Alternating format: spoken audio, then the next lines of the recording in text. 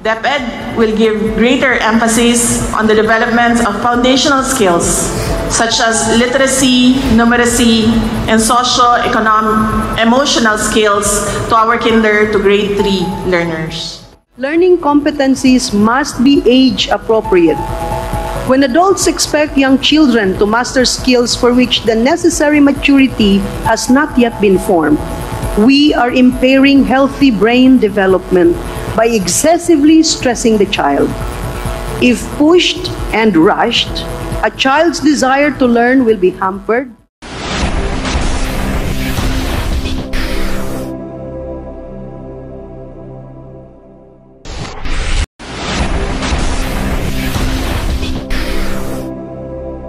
Ang 2 taong pagre-review, formal nang inilunsad ng Education Department ang revised K-10 curriculum o ang matatag curriculum sa ilalim ng K-12 program. Sa bagong curriculum na ito, nabawasan ang learning competencies para matiyak na hindi loaded ang mga mag-aaral. DepEd will give greater emphasis on the development of foundational skills such as literacy, numeracy, and socio-emotional skills to our kinder to grade 3 learners. Sa ilalim kasi ng matatag curriculum, naging 3,664 na lang ang learning competencies, mula yan sa dating mahigit 11,000 sa kasalukuyang curriculum. Learning competencies must be age appropriate. When adults expect young children to master skills for which the necessary maturity has not yet been formed, we are impairing healthy brain development by excessively stressing the child. If pushed and rushed, a child's desire to learn will be hampered. Nakapaloob din sa revised K-10 curriculum ang pagpapalakas pa ng 21st century skills ng mga estudyante, gayon din ng peace education. Kabilang na rin dito ang bagong makabansa subject at pagbabalik ng good manners and right conduct o GMRC. Pero isa sa mga highlight ng matatag curriculum ang pagbabawas ng asignatura depende sa baitang.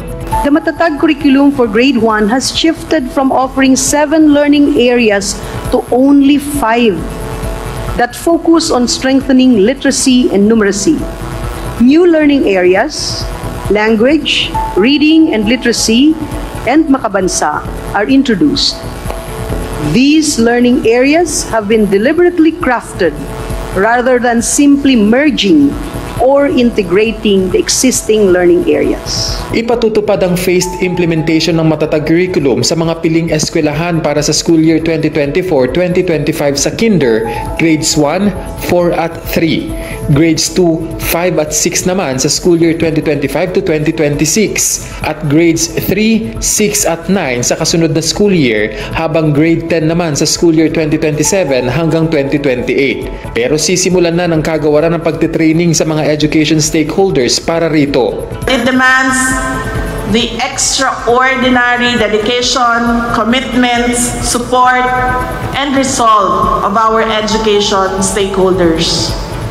I call on all teachers and all school officials across the country to ensure the efficient and effective implementation of the program. Kasalukuyan na ring nire-revisa ngayon ng DepEd ang curriculum ng grades 11 at 12 at target itong matapos sa lalong madaling panahon. Kung meron man kayong mga komento tungkol sa mga isyong ito, maaari kayong magbigay ng mga reaksyon sa comment section na makikita sa ibaba ng bidyong ito. Maraming salamat, at kung ikaw ay interesado ng mga bidyong tulad nito, mangyaring suportahan ang channel na ito sa pamamagitan ng pagpindot ng like, pag-share ng mga video, at kung bago ka pa lang sa channel na ito, please subscribe sa channel na ito at pindutin ang notification bell at piliin ang all upang maabisuhan ka para sa mga paparating pang mga videos.